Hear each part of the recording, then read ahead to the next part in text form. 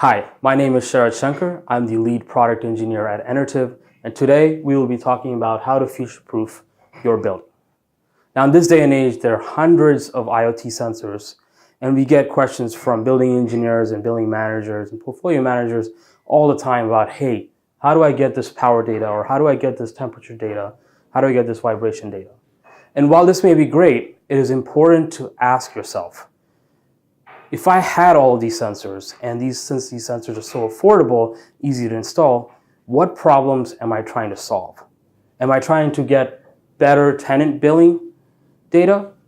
Am I trying to get a better equipment benchmarks and performance? Do I have any leaky pipes in the building?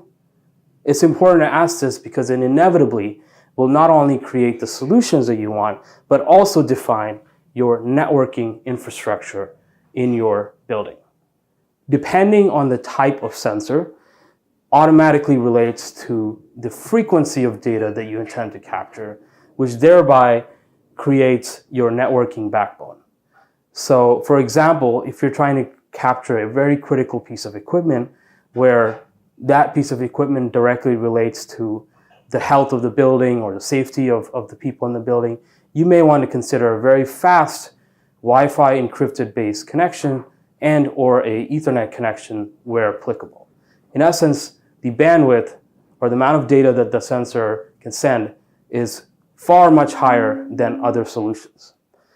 On the opposite, if you're looking for just incremental data, such as leak detection or occupancy data or temperature data, it is important to understand that those sensors send at a far less interval, and you need to make sure that your networking infrastructure supports that. Typically, that is a sub-gigahertz connection. After we have these sensors and networking installed, it thereby allows us to expand our networking infrastructure or our sensor network in the future at very minimal cost. And that's one of the benefits of these IoT sensors, is that it's so versatile, it allows us to expand at any given time and improve our processes. But in order to do that, we need to make sure that the context of that data and the integration of that data is correct. Nobody wants to read a sensor value from their serial number. They want to be able to understand that this sensor is located on the third floor of the electrical room. That is far easier to understand from a building operations standpoint than some sort of a descriptive, unique product ID for an example, for an appropriate sensor. The data is also extremely important. A lot of times, sometimes these data are real time, but it's important to store this data as much as possible and as far back as possible whenever applicable. You never know when you need to then look up that data due to some XYZ condition. Finally, the data must be secure and cloud-based.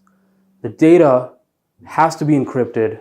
As the number of IoT devices increase, the security becomes a really important aspect.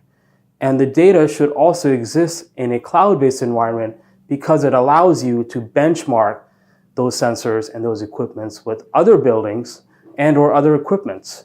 And in essence, we're trying to not reinvent the wheel every time. We're trying to utilize the sensors and devices that we have and replicate those across your building.